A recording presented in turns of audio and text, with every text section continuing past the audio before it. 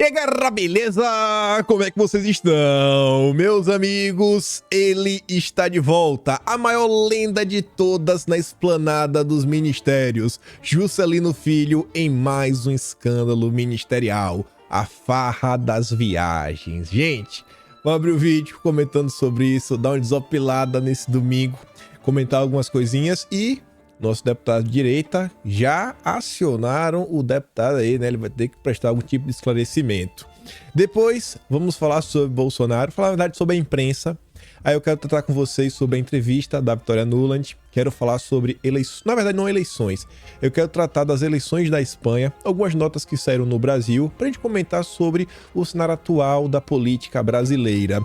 Depois, quero comentar sobre alguns motivos que eu acho que estão causando dor de cabeça no Dilma, inclusive tá tornando ele alvo de críticas da própria esquerda. Umas coisinhas bem interessantes. E por fim, tem muita coisa pra gente comentar nesse último tema. Vamos falar do Brasil que deu errado. O Brasil da picanha.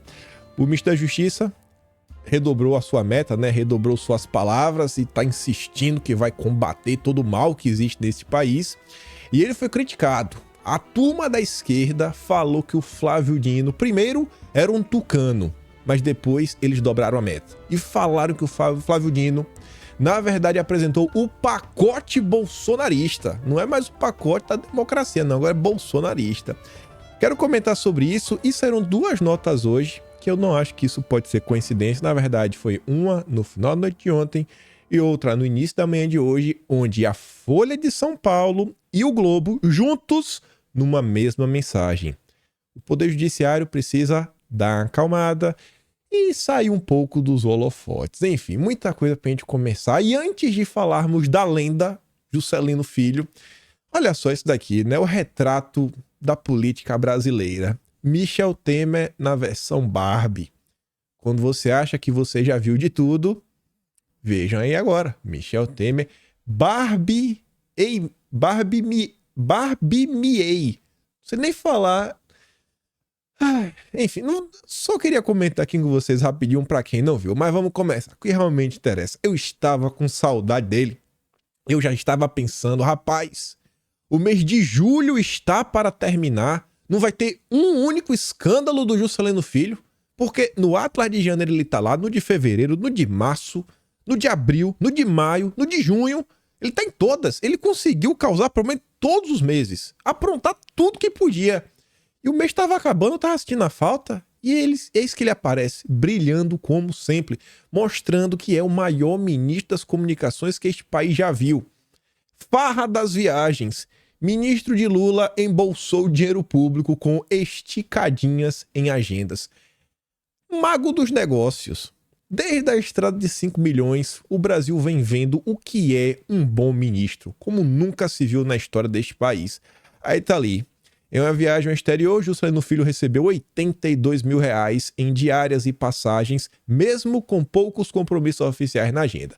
Vamos falar sobre isso em detalhes, né? Outro começa falando que, após ter que se explicar por usar o avião da FAB para ir a um leilão de cavalos de raça, o ministro das Comunicações, Juscelino, aparece envolvido em novos episódios de uso de recursos públicos de forma suspeita, do jeito que o PT gosta. Ele tá no partido errado. Devia sair do DEM não, né? União Brasil, e ir para o PT.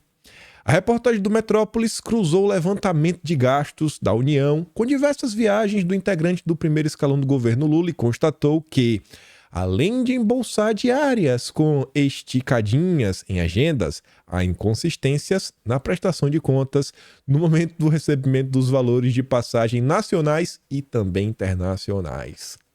Natural de São Luís do Maranhão, Juscelino costuma comparecer a muitos compromissos no estado de origem. Muitos deles, inclusive, são marcados às sextas ou às segundas-feiras, para dar aquela esticada, né? Quando isso acontece, o ministro costuma dar aquela esticadinha, ficar no local por todo o fim de semana. Em ao menos 8 ocasiões isso aconteceu. Durante uma delas, o servidor embolsou R$ 2.786 por 4 diárias e meia, apesar de ter trabalhado apenas 2 dias. É o milagre da multiplicação, segundo a sua agenda oficial. À época, o ministro alegou que fizeram o lançamento errado no sistema, né, e que o dinheiro havia havia sido devolvido. O modus operandi, contudo, se repetiu em outras ocasiões. Vale a pena ver de novo. Segundo consta na agenda do próprio ministro, esse prolongamento das viagens oficiais com direito à diária também aconteceu em São Paulo, quando ele recebeu R$3.000 por 4 diárias e meia, apesar de ter tido compromisso em apenas 2 dias. Né? Pague 2, leve 4,5. Lendário. Já em Portugal, Juscelino embolsou quase R$10.000 por 4 diárias, embora só conste uma reunião na agenda. Rapaz, temos que aprender, gente, a ser igual ao Juscelino. Aqui, por exemplo, está a questão de Portugal. O Metrópolis disponibilizou ali em cima, é o print das questões diárias, ó. Sequência do trecho, o primeiro, o segundo, número de diárias, 3,5, mais metade, dá 4 diárias no total. Aí tem ali, né, todos os custos de viagem, etc, que ele teria recebido aí 10 mil. 10 milzinho, né? Tá de boa. Mas continua. Vamos chegar até os 82. A mesma situação foi registrada na Espanha. Conforme consta no portal da Transparência, Juscelino deixou o Brasil em 24 de fevereiro e retornou apenas em 6 de março. Na agenda do ministro, entretanto, consta compromisso em apenas 3 dias. Nessa viagem, ele recebeu R$24.423,70 por 10 diárias. 10 diárias? Ué, o pessoal acha o quê? Que ele vai passear os outros 7 dias e quem que vai bancar? Quem que vai bancar? Ele tem direito a férias, não tem não? É injusto, gente. Pelo amor de Deus. Eu entendo. Foi assim, ó. Eu garanto que ele deve ter ido no dia. E aí, no primeiro dia que ele chegou, tinha um evento. Aí você tem um evento depois, daqui a 4 dias. Aí você vê como são as coisas. Ó. O ministro Juscelino, para economizar o dinheiro do pagador de impostos, ao invés de pegar uma passagem para vir pro Brasil, para voltar 2 dias depois, ele falou, não, vou ficar aqui curtindo a vida doidado, que é mais barato. É mais barato curtir a vida do que voltar pro Brasil e voltar de novo. E a imprensa tá jogando pedra. A lenda, melhor ministro, nunca viu um uso de dinheiro público tão bem aplicado. 82 mil recebidos após viagem à China. Em abril, quando viajou acompanhado da comitiva do Lula, o ministro ficou fora do Brasil de 11 a 20 daquele mês. A viagem de Juscelino foi em veículo oficial do governo. Essa é engraçada. Durante a passagem pelo país, né, assinou memorando, fez tudo mais. No dia 15, o chefe do Ministério das Comunicações embarcou de lá para Las Vegas. Aí você acha que a parte engraçada vai ser o quê? Ele foi lá jogar nos cassinos, é por causa disso? Lógico que não. Nosso ministro não faria uma coisa dessa. Chama a atenção uma inconsistência registrada, inclusive pelo portal da Transparência. O site mostra que, mesmo Juscelino estando milhares de quilômetros do Brasil, no dia 13, em voo comercial, alguém entrava no avião em Brasília, que fez escala em São Paulo e no dia seguinte pousou em Las Vegas. Tais bilhetes foram emitidos em nome de Juscelino, que estava na Ásia na mesma data. Ele estava em 2 locais. Como foi isso? Não sei. E também não quero saber. Pouco dinheiro, rapaz. No máximo gastou uma passagem. Mas como assim ele estava na Ásia e ao mesmo tempo estava voando do Brasil para Las Vegas? Eu não sei por que a imprensa quer saber sobre isso. Eu não sei qual é o problema. O Metrópolis conseguiu confirmar a presença dele no evento National Association Broadcaster Show 2023 apenas no dia 17, ocasião em que ele participou da Feira de Tecnologias Imersivas que estão sendo disponibilizadas por diferentes empresas. Ele deixou Las Vegas, dia 19, chegou a Brasília, dia 20. Somado à visita aos 2 países, o titular do Ministério das Comunicações recebeu R$ 12.851 a título de diárias e R$ 69.250,87 de passagens, totalizando R$ 82.103. Engraçado, né? Mas são dois. O cara, eu já sei, ele deve ter enviado a mala. Ele deve ter enviado a mala dele. Ele esqueceu o terno. E aí ele pediu, ó, comprar uma passagem do Brasil, né? Vocês colocam meu terno lá, botam um boneco, sabe? Viu aquela mulher que casou com um boneco? Então, bota um boneco com meu terno, bota lá no banco, que eu não gosto do meu terno na mala, porque amassa, tem que chegar bonito para representar o Brasil. Foi isso, certeza. Vestiu o terno dele no boneco, voltou no avião do Brasil e ele mesmo foi lá recepcionar o boneco em Las Vegas.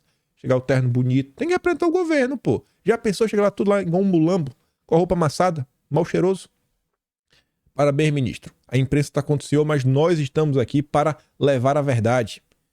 Por lei, toda autoridade pública que recebe diárias deve lançar seus compromissos em agenda. No entanto, no período da viagem ao exterior, de 11 a 20 de abril, consta apenas um trabalho. E já no último dia em Brasília. Porque Juscelino é um cristão, trabalhador da última hora? Antes tarde do que nunca? Eu não sei qual é o problema da imprensa com esse cara, bicho. Todo mês. E você vê, é fácil de você rebater trabalhador da última hora. Ah, ele só trabalhou no último dia. Exatamente. Porque os últimos serão os primeiros. Temos que fazer piada, né? Porque é o Brasil do Lula. É o Brasil do Lula. Esse cara tá no partido errado. O único erro do Juscelino é não estar no PT. Quando ele recebeu uma visita de cortesia, se reuniu com o presidente executivo da Agência Nacional de Telecomunicações, Carlos Manuel Baigorre. Omitir atividades no Brasil e no exterior, financiadas com recursos públicos, dificulta a fiscalização por parte dos órgãos de controle. Ele jamais ia tentar dificultar a vida de ninguém. Ele é o Juscelino, ele é a lenda. Após a reportagem, entrar em contato com a assessoria do ministro, alguns campos da agenda de Juscelino, no mês passado, que estavam vazios, começaram a ser preenchidos, como pode ser visto na imagem abaixo. Está lá a imagem, né? Mostrando que ele está com a verdade debaixo do braço. Só que não para por aí. Não para por aí. Nosso ministro, ele tem um problema de sempre enviar o terno dele, sei lá, numa cadeira em separado. Oh, ele tá muito pesado. Vocês não viram aquele caso que a menina precisava de duas cadeiras? 6 horas de trabalho, R$ 5.200 no bolso. Seguindo o mesmo padrão, Juscelino foi para Belo Horizonte, no dia 21, para participar de um evento de experimento do Wi-Fi 6E, em uma viagem considerada urgente, que durou menos de 6 horas e custou R$ 5.277 aos cofres públicos, ou seja, do seu dinheiro que foi diretamente para a conta do ministro. De acordo com dados do portal Transparência e do gabinete do comandante da Aeronáutica, o político usou o veículo oficial da FAB, tanto para ir quanto para voltar, isso da capital mineira. No entanto, mesmo embarcando em uma aeronave da FAB, é apontada a compra de 2 passagens aéreas nos valores de R$ 2.490, R$ 2.488, além de diária no valor de R$ 299. Essa tá difícil, porque teve a passagem de volta, né? Bom, a ida ele mandou o terno dele, e na volta, já sei, Minas Gerais, pão de queijo. O ministro Juscelino comprou muita coisa, não podia vir no voo da FAB, militar falou, comida aqui não entra. Guloso, o povo vou ter que comprar agora a passagem para mandar o pão de queijo. Foi isso que aconteceu. A imprensa não quer apurar, não quer criminalizar o cara que é o inocente. Meu Deus do céu. Uma situação semelhante foi verificada cerca de um mês antes, quando Juscelino voltava de São Paulo para Brasília, após compromisso com o representante do banco do BNDES. Segundo registros, no dia 16, às 9h25 da manhã, um avião da FAB saiu do aeroporto de Congonhas com ele dentro. Ele estava lá. Ainda assim, pelo mesmo dia e percurso, uma passagem de 1.535 foi emitida a nome de Juscelino. Em outra ocasião, o titular das comunicações saiu de Brasília, no dia 17, uma sexta-feira, em direção a São Luís do Maranhão, e ele voltou na segunda-feira, usando misteriosamente 2 passagens de volta, compradas em dias diferentes, em valores que somados ultrapassam 4.200. Ele comeu demais. Foi pro Maranhão, a avó de Juscelino fez um almoço daqueles, comeu, ficou igual uma bola. Aí na hora de entrar falou aí, ó, menino, tá... ele já sabia disso. Pô, o almoço da avó tava pesado, precisava de 2 cadeiras pra sentar. É isso que aconteceu. Eu não entendo por que a imprensa pega no pé desse cara. E aí agora vem o Nicolas. O Nicolas aí, outro maluco. Nicolas, não faça isso. Juscelino está com a gente. Melhor ministro do Brasil, ó. Deputado aciona PGR contra ministro de Lula por farra das viagens. Totalmente injusto. O Nicolas está errado. Não, Nicolas, desista. O Juscelino não tem jeito. Imagina, vocês criam um problema. Mês que vem não vai ter escândalo. Quer dizer, pode ser que tenha de outros, mas o Juscelino é certeza. São 7 meses seguidos deste cara aprontando e nada acontece. Nada. Mas nada mesmo. Ele pode fazer o que quiser. Fico me perguntando o que falta nesse país para esse cara ser demitido. O que é que o Juscelino tem que não cai da cadeira. Que onda, viu? Esse é o Brasil. O Brasil da picanha, né? Do Brasil da Rede Globo, do Lula, do pai da democracia. O problema é Bolsonaro, né? Tu já pensou se tivesse um ministro desse, bicho? É aquela pergunta retórica, né? Já pensou se tivesse um ministro desse na era Bolsonaro? Mas vamos continuar, né? Deixando as brincadeiras para trás. Brincadeiras de mau gosto. Bolsonaro participou de outro evento. E nesse evento, ele se referiu sobre a sua inelegibilidade, utilizando o termo nebulosa, né? Nebuloso. A inelegibilidade foi nebulosa. E aí o UOL reporta o tema falando o seguinte: sem provas, Bolsonaro diz que se tornou inelegível de forma nebulosa. O que é que vocês acham? Sem provas. Sem provas. Ele se colocou na posição de perseguido. Sem provas também, com certeza. Ele ainda se referiu ao resultado, né? Como aqueles números. Até isso é aqueles números. Ele tinha que falar o quê, rapaz? Não é aqueles, não. Aqueles. Aqueles era para usar a linguagem neutra? Foi esse que é o erro? Era falar aqueles. Ou todos esses números. Essa é a imprensa. E por que eu quis trazer essa nota? Eu quero falar sobre a entrevista da Vitória Nuland, que é interessante por várias coisas. Ontem a gente comentou muito rápido, porque eu acho que o tema é relevante e já estava tendo um certo debate nas redes sociais, mas agora vamos olhar com calma as principais perguntas. Na verdade, vamos começar olhando o subtítulo. A manchete é o seguinte: esperamos que o Brasil influencie Maduro para permitir eleições livres. Tradução: estamos ordenando que o Celso Amorim resolva. Celso, resolva. Sempre assim, estamos mandando, né? Tá no pacote. A gente manda, vocês obedecem. Em entrevista exclusiva ao Globo. Tantos veículos, né? Gente, você acha que não? A Vitória não tá vindo, a Globo manda aqui e-mail. Olha, Vitória, queremos muito entrevistar você, etc, tudo mais. Óbvio que isso aqui já é meio que pré-organizado, né? Faz parte do pacote da democracia, da forma como as coisas vão se desdobrando dentro do Brasil. E aqui também faz parte já da criação da meta, narrativa, até para a imprensa entender qual o papel dela em fomentar a democracia na América Latina, que não é lutar por cobrar, expor, por exemplo, o Maduro prendeu, né, a opositora. Qual o papel da imprensa? Esconder. Porque se a imprensa esconde, o Maduro não é um ditador, né? Não dá certo? Você acabou com a ditadura. Ninguém tá sabendo que o Maduro prendeu. É só não contar pro resto do mundo. Mas enfim, vamos dar uma olhada. Como foi a reunião com o Celso Amorim? Conta aí, Vitória. Conta pra gente. Óbvio que ela não vai contar, né? Mas ela fala, eu diria que tivemos um dia muito bom. Nós realmente já fazemos tanto juntos, mas queremos fazer ainda mais. E particularmente trabalhamos juntos de perto em nível regional, mas queremos fazer mais no cenário global e acho que o Dilma quer fazer o mesmo. Eu tratei assuntos políticos, então posso cobrir o que estamos fazendo sobre Haiti, Venezuela, mas também falar sobre esforços para a questão lá na Europa, né? Os comunas também, todos esses assuntos. Queria ouvir um pouco sobre o que o Brasil está pensando, ou seja, e aí? De que lado vocês estão, né? Vamos aqui fazer a sabatina mais uma vez, ter certeza que vocês estão no caminho certo, quer saber o que o Lula está fazendo, principalmente nos bastidores.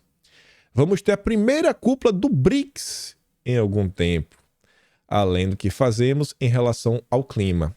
Essas duas últimas, primeiro, vamos ter a cúpula do BRICS. Ela veio antes, para se certificar que se o Lula... Assim, o que é que o Lula vai aprontar, Celso? Ele vai falar o quê? Já avisa aí. Avisa aí, porque pra gente ver se vai deixar ou não ele fazer esse discurso maluco. O Celso Amorim deve ter dito, ele vai ter que ir lá, ele vai ter que fazer algum tipo de ataque, ele vai ter que meio que atacar os Estados Unidos, o dólar. Aí a Vitória pergunta, mas por quê? Porque a gente tá numa situação ruim, o Lula está sofrendo muitos ataques da própria base, o PCO não tá conseguindo mentir o suficiente, as pessoas estão percebendo que a máscara do Lula tá caindo, que ele não tá do lado da esquerda, que ele abandonou a Petrobras, que ele tá do lado dos neoliberais, dos banqueiros, deixou o pobre de lado. Aí a Vitória falou, então vamos ver, né? Aí agora vai dosar o discurso para ver até onde dá para criticar, para fingir que o Lula é oposição ao imperialismo. Pode anotar que isso vai acontecer. Pode. E aí vai ter notinha que os Estados Unidos estão se sentindo incomodados e no fim vai ficar a mesma coisa. E depois a parte que interessa a eles. A questão está fazendo em relação ao clima, agenda verde, e aí o Haddad vai apresentar o pacote dele da transição ecológica, pacote verde, na verdade, são quase 100 propostas no total. Não é pouca coisa, não. O Lula está seguindo toda a agenda que foi ordenada. Eu estava estou escrevendo, na verdade, já, né? O Atlas de junho. E aí, eu estava lembrando de uma matéria que a gente trouxe, que em 1992, na Rio 92, uma das coisas que foi colocada no tabuleiro internacional naquela época era incentivar os países a trocarem títulos da dívida por ações voltadas ao meio ambiente. E o que é que o Lula já fez e vai começar agora no segundo semestre? Na verdade, foi anunciado em maio. Emitir títulos da dívida lastreados em critérios ESG, ou seja, para trocar em preservação do meio ambiente. O Lula está seguindo toda a agenda internacional do jeitinho que eles mandaram. Aí continua. Sobre a Venezuela, o Dilma participou junto com líderes dos países de uma reunião, né, etc. A senhora considera que a possibilidade de avanço? Esperamos que sim, foi muito bom, né? Na Europa, não apenas o regime de Maduro, mas políticos da oposição, né? Trabalhando juntos, a oposição de mentirinha. Vê-los apoiados por líderes europeus, por líderes do hemisfério ocidental, com todos pressionando na mesma direção, que é chegar a uma eleição livre e justa. Justa é um termo meio subjetivo, né? Livre também. É só olhar o que aconteceu no Brasil. E é por isso que eu trouxe aquela nota do UOL. Vocês acham que o que aconteceu com o Bolsonaro é justo? Pro UOL foi justo. O UOL acha que o que Bolsonaro está falando é injusto. Bolsonaro que está sendo injusto e mentiroso ao falar o que ele disse. E vai acontecer a mesma coisa. A mesma coisa. Do mesmo jeito que a Globo desenterrou o Lula e falou: esse cara é inocente, é um democrata, não é um comunista, não é um cara de esquerda, é um moderado. Eles vão fazer com o Maduro. Mas pode anotar. A não ser que o Maduro arrepie demais, que não tenha como esconder. Lula foi criticado por declarações sobre a Venezuela, como chamar as críticas de narrativa e por dizer que o conceito de democracia é relativo. O que a senhora pensa sobre isso? Aí, obviamente, ela foge da pergunta. Obviamente que eu não vou falar pelo Dilma, vou entrar na cabeça dele. Mas ela tá perguntando o que você acha, né, Vitória Nuland? Eu duvido que o inglês das jornalistas da Globo tenha deixado espaço para um entendimento duplo. Mas tudo bem. Acho que é importante que Estados Unidos e Brasil estejam alinhados na pressão por eleição livre e justa. E é isso que queremos ver daqui para frente e que permitirá, esperamos, relações muito mais normais. O que ela quer? Voltar a fazer negócios. E, obviamente, se os Estados Unidos tiverem relações mais normais com a Venezuela, isso melhora a capacidade de todos trabalharem juntos no hemisfério, porque já estão trabalhando. A agenda é a mesma. E eu sempre digo, o Lula continua gostando do Foro de São Paulo? Adora. Meu Deus do céu. Deus no céu, Foro de São Paulo na terra. Mas acima do Foro de São Paulo, o Lula ainda tem um compromisso com o Partido Democrata. A própria esquerda falou: a Vitória Nuland veio aqui no Brasil cobrar pelos favores que foram feitos ao longo do ano passado. E aqui foi a pergunta que eu trouxe ontem. Eles questionando, né? Pô, o Financial Times soltou aquela nota, né? Que teve um empurrãozinho, né, de vocês para ter eleições justas no Brasil e livres. E ela falou assim: acho que fomos muito claros durante todo o pleito ano passado que nós queríamos justiça. E a justiça aconteceu. Aconteceu, graças a Deus. O Lula foi eleito democraticamente daquele jeitinho. Então, pode esperar para ver. Todo mundo junto e misturado. Não é uma viagem aleatória. Não é. Essa senhora, por onde ela passa, dá confusão. Tanto que, escreva no Twitter, principalmente, que é fácil de achar, Vitória Nuland. Você vai ver que tem muito mais pessoas de esquerda falando da visita dela e criticando a visita dela do que pessoas na direita. Mas muito mais. Até o Brasil 247 fez várias reportagens sobre esse tema em específico. Mas vamos continuar. Hoje vai ter eleição na Espanha.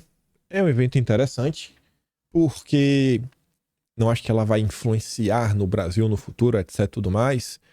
Mas eu acho que é um bom termômetro para a direita a nível internacional. E eu digo isso por quê? Vamos dar uma olhada no Notícias. O Estadão fala assim, ó: como as eleições na Espanha podem influenciar no xadrez político da Europa? As eleições espanholas serão neste domingo, né? O país ferve com a temperatura do pleito, numa campanha marcada por teorias conspiratórias, fake news. Joga-se não apenas o destino de um país, mas também é um lance fundamental para o xadrez político do continente. É preciso olhar para a situação da União Europeia como um todo, ainda mais quando pensamos nas eleições do Parlamento Europeu no ano que vem.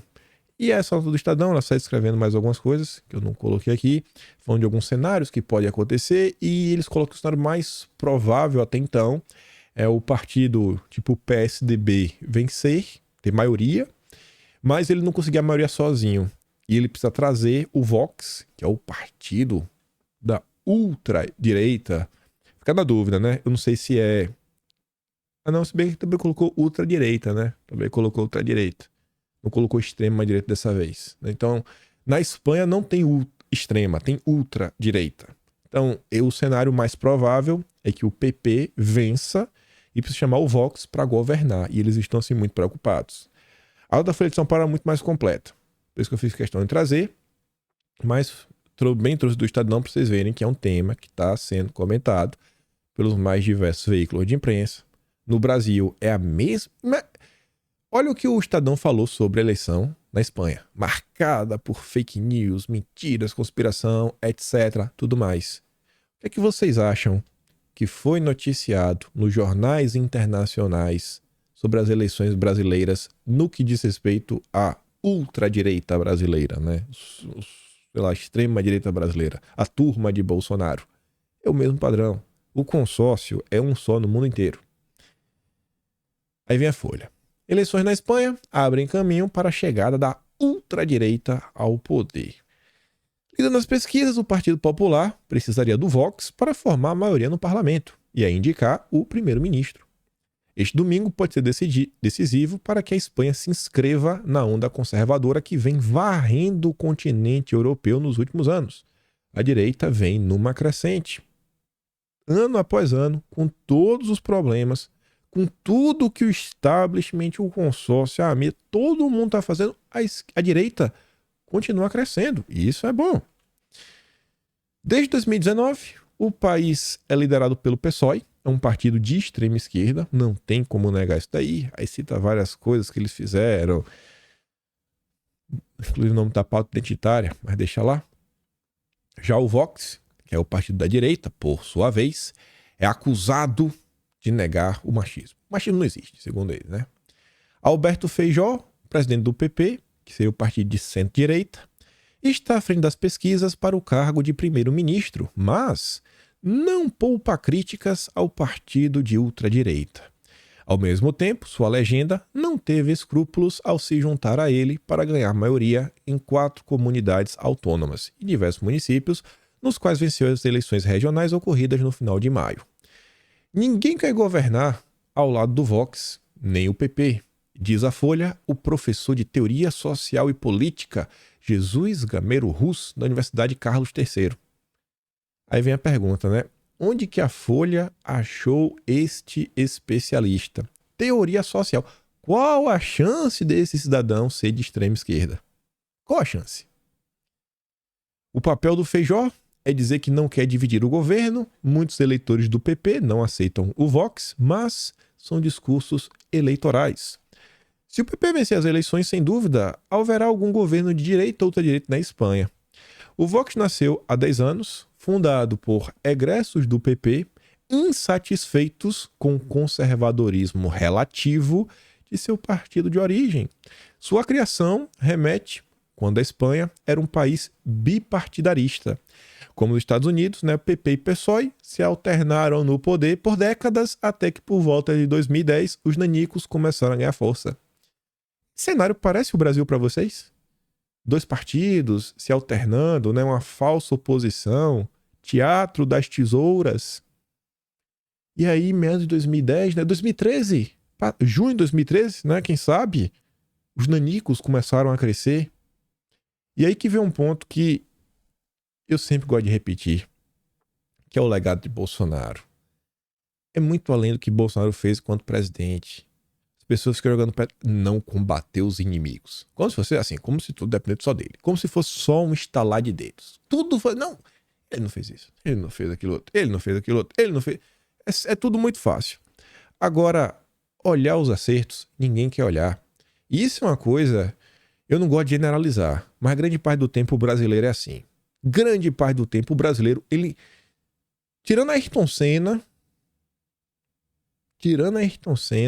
e o Pelé, se bem que o Pelé ainda tem uma galera que fala que o Maradona foi melhor. Mas tirando a Ayrton Senna, tá difícil ter um brasileiro que é unanimidade, viu? É difícil. As únicas críticas... Não tem crítica. O pessoal fala assim, não, às vezes eu prefiro o Piquet, o Fittipaldi, mas criticar todo mundo gosta dele. Mas o Brasil realmente tem isso. É olhar para algumas de suas figuras e só exaltar os defeitos. Eu vi ontem algumas pessoas comentando sobre um assunto, né? Aí no meio desse debate apareceu um perfil, devia ter uns 10 seguidores. Uma pessoa comum. Um João da vida. E ele fala assim, ó. Sabe qual foi a grande questão?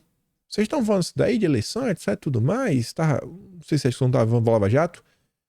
O mesmo establishment que criou esse sentimento anti-PT... lembra a discussão sobre imprensa, né? A força da imprensa. O cara falou, rapaz, a mesma imprensa que tem força e convenceu a população, eles viram que o PT não dava mais. E eles começaram a campanha anti-PT. E começaram a mostrar a verdade do PT para a sociedade. E aí gerou essa onda anti-PT no Brasil. Antipetista. Só que o que eles não contavam é que nesse percurso ia aparecer Bolsonaro. E ia se colocar e falar, eu estou encabeçando o movimento antipetista. E a energia foi canalizada ali. Então, o que a Espanha está vivendo hoje, na esperança de quem sabe, mas quem sabe mesmo, né, eles vão conseguir ter uma coalizão, o Brasil já emplacou um presidente da República. Já despertou grande parte da população. E o Brasil, vocês vão querer me falar que é um país onde as pessoas têm os mesmos acessos que os espanhóis têm? Eu digo acesso do seguinte, imagina a quantidade de informação, a facilidade no estudo, de ingressar na faculdade, de ter um curso técnico, de ter um poder aquisitivo para poder se preocupar mais com o país do que se preocupar, por exemplo, em colocar comida no prato. Olha a quantidade de brasileiros que eu não sei como tem tempo de acompanhar o que se passa no país. Porque o cara acorda de manhã, tipo, às 6 horas, para pegar 1h30 de transporte, para chegar no trabalho, trabalhar igual um condenado. Não tem hora de almoço, mas ele continua no trabalho, porque não dá pra voltar para casa, para depois pegar uma condição, chegar em casa umas 7, 8 horas da noite, tá cansado, tem que ver família, etc. Fazer um extra, porque ele quer uma progressão e ainda tá tentando acompanhar o que se passa no país. Então, olha o salto que o Brasil deu em pouquíssimos anos. A situação tá ruim, tá? Mas não tem como você tapar o sol com a peneira, não tem como você olhar para a realidade do Brasil e falar, com todos os problemas que o Brasil tem, a direita não foi para lugar nenhum. Nada adiantou, é tudo, sabe, nada vai para lugar nenhum, tá tudo perdido, não tem mais jeito, é o fim, etc, tudo mais. Eu acho que é negar a realidade. Eu acho, com todos os problemas. Ele diz, mas não vai ter mais eleição, não vai ter mais isso. Eu acho que não. Cada dia que passa, eu acho que mais e mais pessoas estão despertando. E aí, nesse contexto, surgiu lá o Vox, aí aqueles discursos malucos, partido ditador, etc. Seus membros lutam contra pautas ligadas à família, ligadas à vida, não acho que são anti-imigração, mas sim são soberanistas e estão preocupados com, uma imigração desenfreada, né, sem um plano de imigração, e festejam as cores da bandeira espanhola, assim como sua cultura mais tradicional. Kim, de onde foi que você tirou a sua afirmação que diversas vezes você disse que em diversos locais do mundo estão eclodindo movimentos de direita focados em resgatar a tradição, resgatar os valores da pátria, o patriotismo? Olha só, né? Eu tô falando para vocês, qualquer observador com o mínimo interesse de acompanhar o que está acontecendo em outros países consegue ver que isso aqui é um movimento que está se repetindo em todos os locais. E por isso que eu digo para vocês, no Brasil, a direita tem que voltar com isso daqui. É o que o Bolsonaro faz sem ninguém avisar para ele, né? Desde quando o Bolsonaro fala a importância do Brasil acima de tudo, amor à pátria, despertar no coração das pessoas o patriotismo, as pessoas voltarem para as ruas no 7 de setembro. E ainda falando dessa questão da Espanha, mas já em outro contexto, para falar também de Brasil, essa aqui é bem rapidinha. Porque a esquerda pode perder eleição na Espanha, mesmo com a economia crescendo mais que a França e a Alemanha. Essa matéria se aplica à economia do Lula, que a Globo quer te falar que tá indo bem. Se você assiste a Rede Globo, o Brasil é a Suíça, Suíça do Sul. Carros voadores. É a forma que a Globo conta o estado da economia brasileira. Aí você vai dar uma olhada, pra você entender a matéria. Se pedirem ao espanhol que avalie a situação econômica do país, certamente ele vai dizer que a economia vai mal, apesar dos indicadores mostrarem o contrário. Quais indicadores que mostram o contrário? Com o PIB em alta e inflação e desemprego em baixa, os institutos especialistas, consultados pela BBC News Mundo, avaliam de forma positiva a situação da Espanha. Por que o povo está tão triste? No entanto, em recente pesquisa, 43,1% dos cidadãos qualificaram a situação econômica geral como ruim e 3,8% como muito ruim. Aí os especialistas da BBC falam assim, cada um vê o que lhe convém. Será? Que realmente é, né? A turma da esquerda adora fazer isso. Aí logo após, olha o que eles dizem. Enquanto um fala em PIB global, outro fala em PIB per capita. Isso faz parte do jogo, e realmente faz. A esquerda na Espanha tá falando do PIB como um todo. O país tá mais rico, tá? E o pobre? E a classe média? Porque o rico tá muito rico. Mas e o pobre e a classe média? A de emprego diminuiu, mas e a renda? Em comparação, inclusive, com a inflação. E o poder de compra? É isso que eles não querem analisar. Veja como é, né? O consórcio. Você pode ter um crescimento concentrado em algumas parcelas da população. Então, nem todos podem se beneficiar desse crescimento. Os dados de emprego e parte da política fiscal me fazem pensar que, de maneira geral, a situação não é tão negativa quanto percebida pela população. Não é? Tem certeza? Política fiscal, a gente está discutindo agora, reforma tributária. Não, melhora. Como é que faz melhora? Não, o setor de serviço fechou inúmeras empresas pequenas, a indústria teve um crescimento, e aí quando você olha o PIB final, tá bom. Mas e para a população? Isso foi bom, isso foi ruim?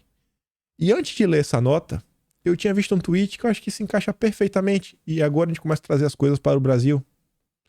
Aula do dia. Pequenas e médias empresas estão sendo destruídas no Brasil. A fatia ficará maior para os grandes, com acesso a capital e lobby político. Por isso, a bolsa sobe. Será que é um cenário similar à Espanha? Será que na Espanha as pessoas estão conseguindo comprar uma casa? No Brasil, comprar uma casa já é coisa assim, meu Deus, né? É história pra família, você contar pra família, todo mundo se orgulhar, o que devia ser algo normal. Porque lá atrás, na área dos nossos avós, por pior que fosse, todo mundo tinha uma casinha. Por pior que fosse, todo mundo tinha uma casinha. Casinha básica. Tem que ter uma casa, tem que ter um teto. Porque quando tudo der errado, você sabe, não, tem um telhado. Deu tudo errado, mas eu vou lá, tem um telhado pra botar minha cabeça, dormir e tentar de novo. Pra mim e pra minha família. Essa é a importância da casa. E hoje? Hoje no Brasil a pessoa já tá normal não ter uma casa mais. Normalizou isso, porque a gente já tá no estágio avançado de degradação da sociedade. Mas não na Espanha. Esse debate, ele tá crescendo muito na Austrália. Eu acho que a Austrália hoje deve estar na situação do Brasil em relação ao mercado imobiliário, o que devia ser o brasileiro no início, no final dos anos 90, que muita gente tinha uma casa, mas o australiano novo hoje, muito tá falando, cara, eu tô convicto que eu não vou conseguir comprar uma casa. Preços exorbitantes, assim, vocês não vão... É absurdo. Porque não tem aquele assim, tem um subúrbio ali mais barato. Não tem essa opção. Mas tudo bem. Falando de política fiscal. Reforma tributária. Imposto do pecado com superpoderes preocupa prestadores de serviços essenciais. Imposto do pecado? Imposto do pecado é um problema? Então Bolsonaro não estava errado. Dessa vez não precisou passar um ano para Bolsonaro provar que ele estava certo. Quantas e quantas vezes Bolsonaro não falou sobre isso? O imposto seletivo proposto pela reforma tributária tem movimentado tributaristas e entidades empresariais pelo risco de encarecer serviços hoje considerados essenciais, como energia elétrica, combustíveis e telecomunicações, os quais, além de atender o consumidor final, também são insumos em outras cadeias produtivas. A gente tinha comentado algo nessa linha, só que essa nota traz novas informações, ainda mais preocupantes. O novo imposto a ser cobrado além do IVA, olha só, tem o IVA, né? Deve ser uns 30%, além do IVA, tem o imposto do pecado, que vai unificar todos os tributos, etc. É o famoso imposto do pecado. Hoje, itens como bebida, cigarro, já tem a tributação adicional. Mas eles querem criar agora um imposto novo. Isso não é estranho? Já tem sobretaxa para os produtos que fazem mal. Então, para que o novo imposto se já tem? Opa, pegadinha do Lula e do Haddad. Mas a expectativa é que a lista de itens sobretaxados possa aumentar e vai. E vai. No caso de energia elétrica, há temor de que a geração seja considerada danosa ao meio ambiente e, por isso, possível de ser taxada pelo seletivo. Aí você fala assim, energia elétrica? É porque na cabeça do brasileiro, no primeiro momento, vem hidrelétrica. Só que o Brasil também tem termoelétrica, queima carvão, diesel, etc, tudo mais. Aí você fala, não, pô, beleza, né? Você tá fazendo queima, vai ter gases, né? Aí vai ter a taxa. Só que até as hidrelétricas também vão ter que pagar. Aí você fala, não é possível? Não é possível? Por que a hidrelétrica, qual o mal que ela faz? O Estadão te explica. Até mesmo as hidrelétricas majoritárias no nosso sistema poderiam ser consideradas prejudiciais devido à construção dos reservatórios, que impactam a fauna e a flora. E em relação aos combustíveis fósseis, o receio também está ligado à questão ambiental, uma vez que a queima produz os gases. As hidrelétricas, eles ainda podem alegar os impactos da manutenção. E ele bota a taxa menor. Mas tem a manutenção, precisa de algumas coisas, né? Lubrificar os motores, faz isso, faz aquilo, tem peças mecânicas. E aí, isso também é grande no meio ambiente. Então perceba como a gente está diante de um impasse que está mais do que claro que existe uma maldade para prejudicar a população. Isso aqui não tem nada a ver com ajudar o Brasil. Nada, nada. O texto da reforma tributária, aprovado na Câmara, estabelece que o imposto seletivo será responsabilidade do governo federal, ou seja, do Lula, e assim como funciona o IPI, né, que também tem caráter regulatório, poderá ter a alíquota alterada a qualquer momento por iniciativa da União, ou seja, do Lula. O Lula quer mudar, ele vai mudar, sem a necessidade de aval do Congresso. Tem coisa melhor do que isso? Mais autoritária do que isso para um governo do PT que precisa arrecadar imposto e adora taxar imposto no povo? Ele também não precisará esperar até o ano seguinte para começar a valer, que é o princípio da anterioridade. Esse mês arrecadou pouco? Aumenta o imposto para aumentar no próximo e as contas fecharem. Vocês acham que o PT não vai fazer isso? Vocês acham? Então, vocês têm que acordar, né? Sair de Nárnia. A regulação desse imposto está prevista para a lei complementar, com a menção explícita a bens e serviços passíveis de sobretaxa. No entanto, uma redação incluída na PEC deixou alguns setores preocupados. Olha a brecha, pois, segundo tributaristas, viraram candidatos a entrar para o seletivo, principalmente em momentos em que houver necessidade de elevar a arrecadação, que faltar dinheiro para o Lula gastar, energia elétrica, serviços de telecomunicação, derivados de petróleo, combustíveis, minerais. Em nova redação no artigo 155, afirma que esses bens e serviços não serão taxados por nenhum outro imposto, à exceção do IBS e do imposto seletivo, imposto do pecado. Abre aspas. Essas atividades permitem uma arrecadação muito alta do governo. Telecomunicações e energia, por exemplo, são consumidos por todos. Então, esses setores sabem que serão alvos fáceis. Explica Luiz Roberto Peroba, sócio da tributária do Pinheiro Neto Advogados. O IP originalmente tinha essa finalidade regulatória, mas com o passar do tempo isso foi se desvirtuando. E não para por aí. Mas o imposto do pecado não está provocando debate apenas pelo risco de sobretaxa nestes setores. A gente já trouxe informações extras, porque a gente comentou anteontem sobre a questão da energia elétrica, comentamos ontem sobre a questão da gasolina, comentamos agora isso daí e essa é nova. Essa é nova. Eita, parece que desvirtuaram mais uma vez o imposto do pecado. Agora parece que nem tem nada a ver com saúde e meio ambiente. Por quê? O advogado Gustavo Brigagão, do escritório Brigagão Duque Estrada, afirma que no capítulo inserido na Zona Franca de Manaus, ou seja, mais um jabutizinho, mais uma brecha, o texto da reforma tributária também previu que o imposto do pecado possa ser usado para manter o diferencial de tributação para as empresas instaladas na região. Você entendeu? Calma. Neste caso, o imposto do pecado seria aplicado sobre concorrentes da Zona Franca de Manaus, fabricados em outras regiões do país, como motos, refrigerantes.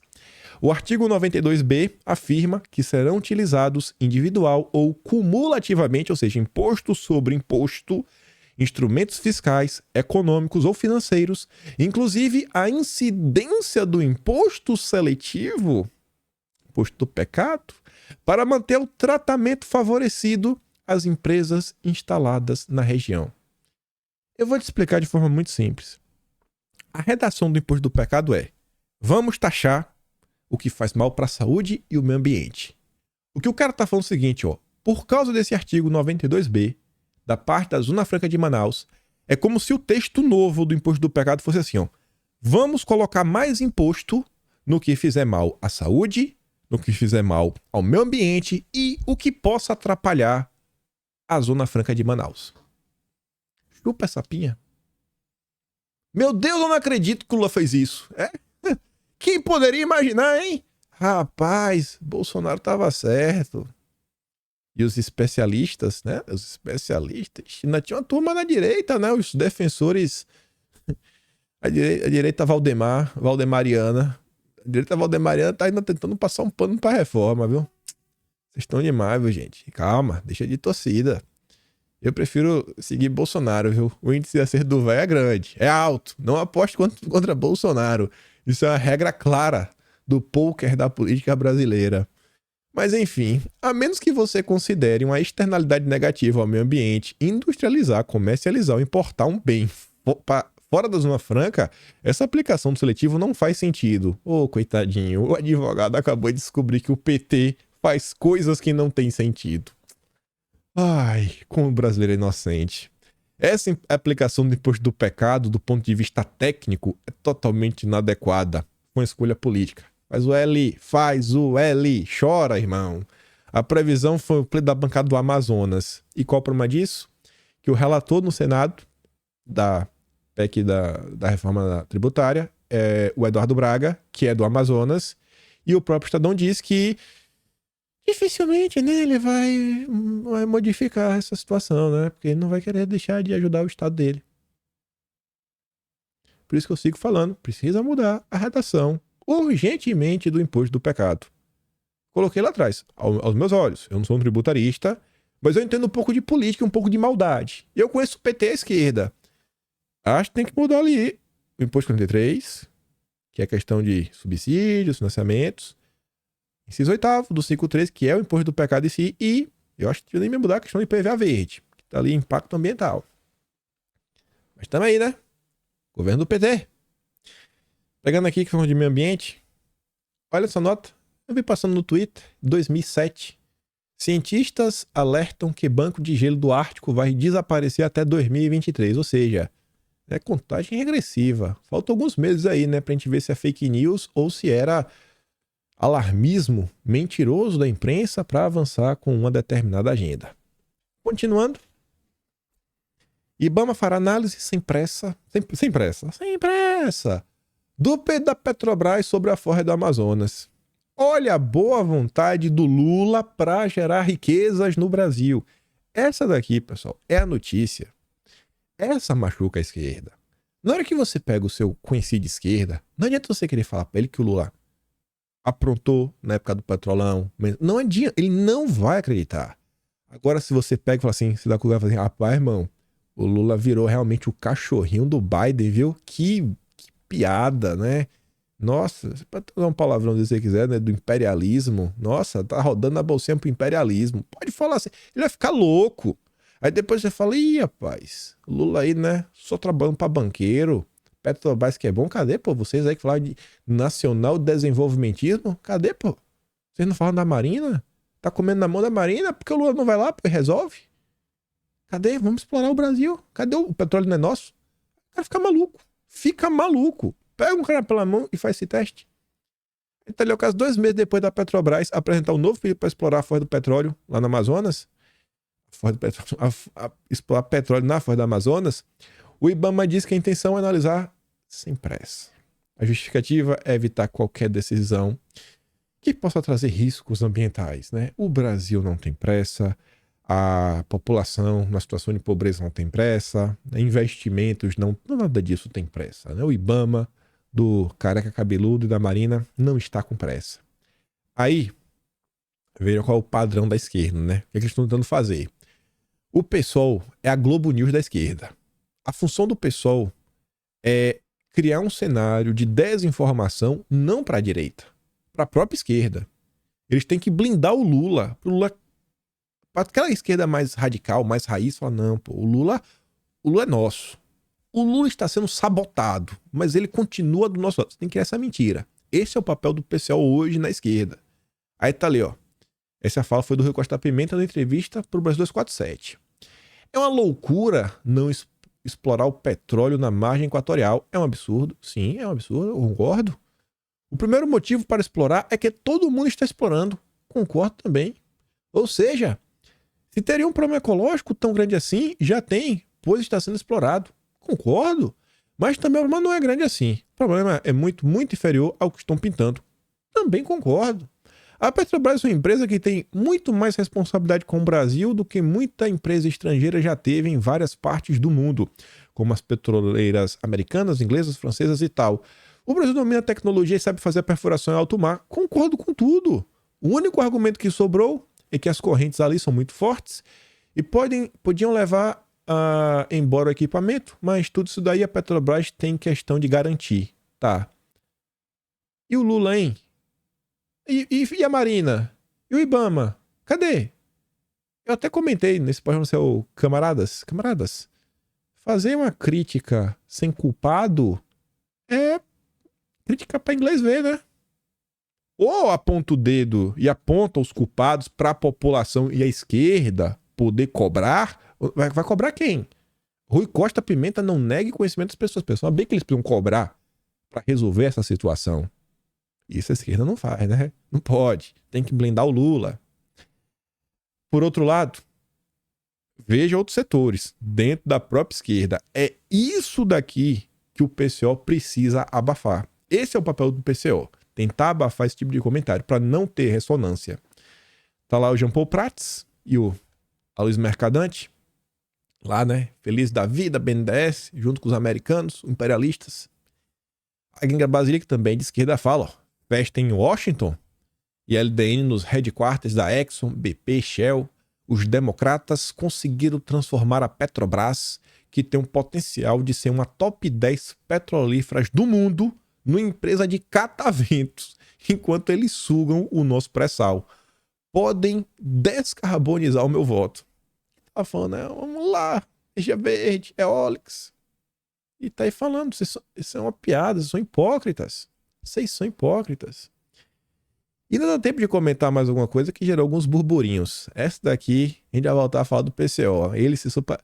Flávio Dino Tucano. Mas primeiro aqui, ó.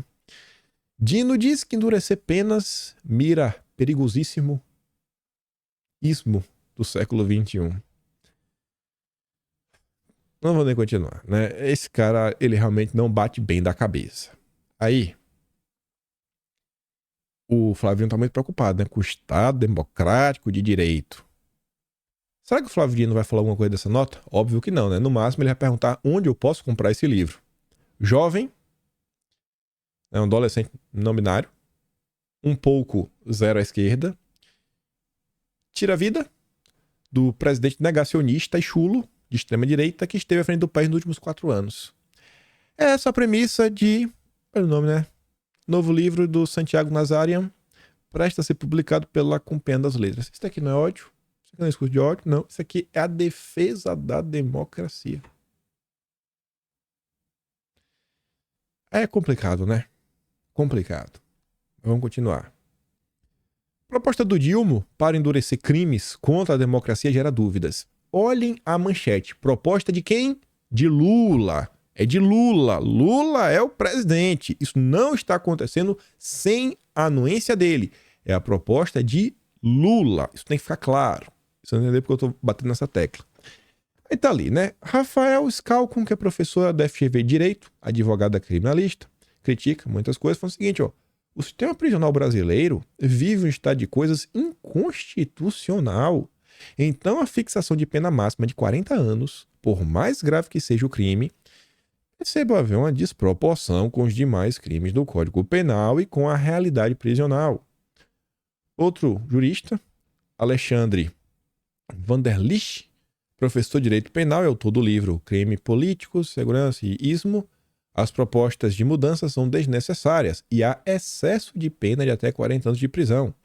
Essas inovações punitivistas representam um retrocesso, típica de uma situação de emergência, né? Deve ser realmente um estado de exceção, sendo devida reflexão para atendimento de certos clamores sexuais. Não, né? Uma agenda política. É isso que está acontecendo.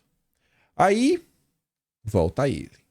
A Miriam Leitão da esquerda. Rui Costa Pimenta. É um problema político sério achar que todo mundo, com exceção de você mesmo, é um completo idiota.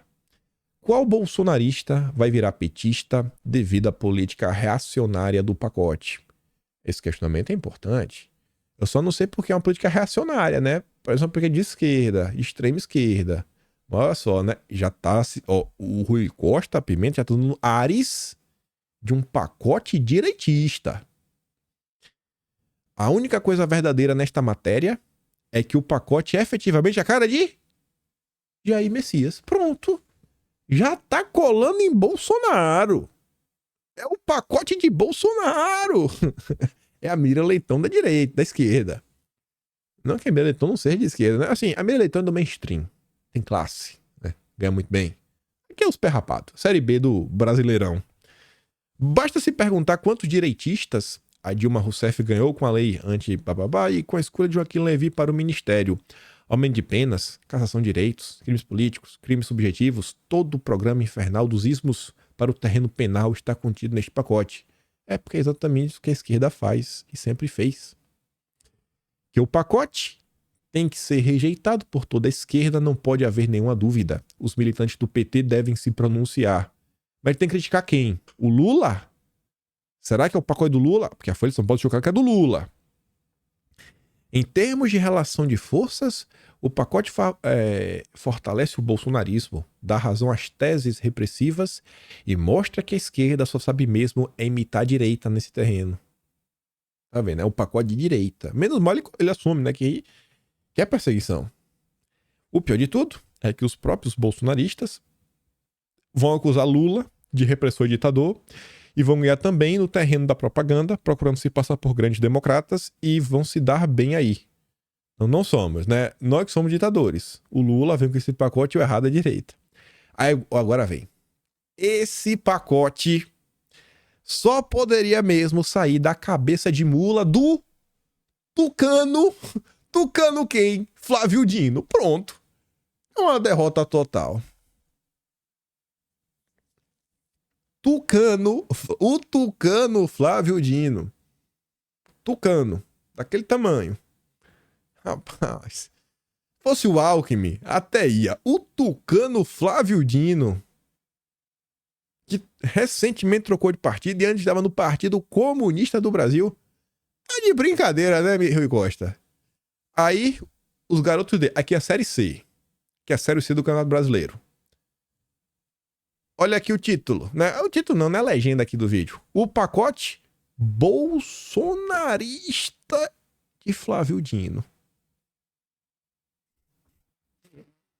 Não sabendo como lidar com o tema, colocaram já na conta de Bolsonaro. Sinal que o pacote é ruim, né? Sinal que esse pacote aí... Sinal que se encaixa no que eu falei com vocês, que eu falei o quê? Nos últimos, acho que 2 dias. Eu falei, ó, pessoal, a coisa no Brasil tá ruim? Não, tá horrível. Talvez horrível. Se tivesse horrível, tava bom. Tá pior do que horrível. Mas são nesses momentos que as coisas estão horríveis que eventos absurdos acontecem e a gente pode mostrar para as pessoas que ainda estão adormecidas o que é o PT, o que é o Lula. Essa é a esquerda. Eles mentem descaradamente.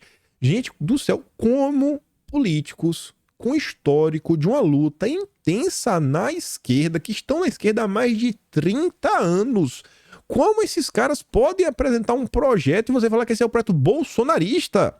Um projeto contra os bolsonaristas? Isso daqui é um nível de dissonância cognitiva que isso aqui não é errado, isso aqui não é burrice, isso aqui é proposital. O papel do pessoal, não é uma porcaria, do pessoal é desinformar a esquerda para fingir que o Lula não tá do lado deles, que o Lula tá sendo traído. E aí, para encerrar o vídeo com essa daqui, tinha mais algumas coisas? Deixa eu ver o que tinha por aqui. Depois eu comento isso daqui, porque quero ter um tempo mais de explicação e depois tem o da Gleisi Hoffmann. Mas, como eu falei para vocês, tem algumas coisas que eu não acho que são coincidência. Não tem como ser coincidência. Mas o Brasil perdeu a coincidência, mesmo assim. Então vamos deixar na coincidência. Folha de São Paulo e Globo, os dois maiores jornais do país. Isso em termos de volume, tamanho, história, etc. Tudo mais. Não é porque são melhores. Mas tamanho, representatividade. Holofote leva riscos. A corte lá de cima e expõe entraves para controlar ministros. A atuação pública de magistrados fora do processo provoca desgaste e a regulação enfrenta desafios. Isso foi ontem, 11h15 da noite. E hoje, às 4 horas da manhã, os maganos precisam acabar com as farofas. Palestras e participações em congressos no exterior, como fez Solano, são ridículas e têm aspecto tóxico. Não é aleatório. Não é aleatório. A temperatura está muito alta no Brasil. Muito alta. E as pessoas, eu acho que estão percebendo. E acho que a imprensa também está percebendo que as pessoas estão percebendo e falam, cara, é preciso dar uma acalmada. E é por isso que eu falo para vocês, por pior que as coisas estejam, não deixem se levar pela emoção, não ajam com o fígado.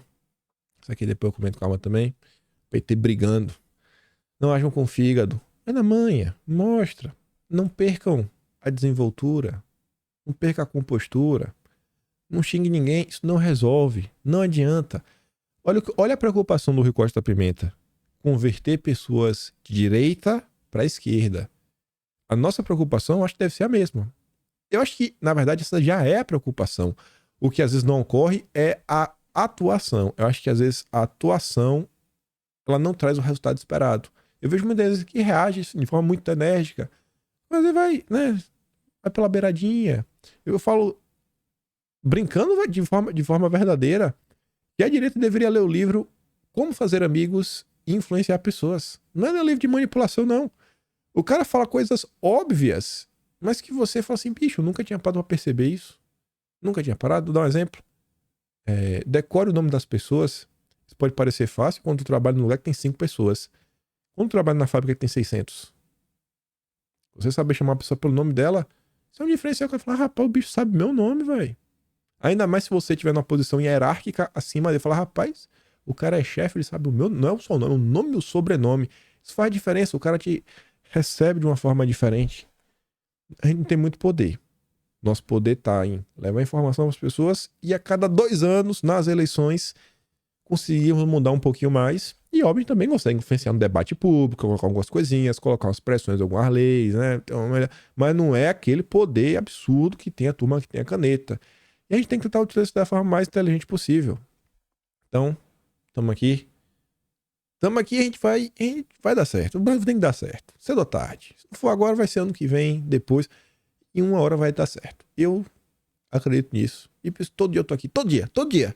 Se tem um cara que tá todo dia aqui pra ser aquele pilar de espera, eu falar, velho, se tem 2 coisas que são certas, é que o sol vai nascer e que em algum momento do dia, pode atrasar 1 hora, aquele menino com bigode feio e com a orelha torta, ele vai estar no ar. E é nós. Estamos aqui todos os dias, sem exceção. Sempre, e não é vídeo gravado. É um vídeo gravado, na verdade, mas todo dia. Não é que eu gravei em sequências. Pode ver aí. Tamo aqui, não tem dia ruim. Não tem fera, não tem nada. Brigo com minha mulher, brigo, mas porque estamos aqui, é o nosso compromisso. Vamos salvar o Brasil. E de alguma forma, né? Do nosso jeito. Não mandei nenhum vídeo hoje, né? Então, só vou pedir pra você compartilhar o vídeo. Se gosta do meu trabalho, passar no meu canal. Tem um botão de valeu, tem um P na descrição. Atlas Brasileiro, kimpaim.com. Né? Se quiser me ajudar também é bom. E espero que voltem amanhã, porque eu estarei aqui. Se Deus deixar. Aquele grande beijo, abraço, tamo juntos. Valeu, meus amigos. Fui.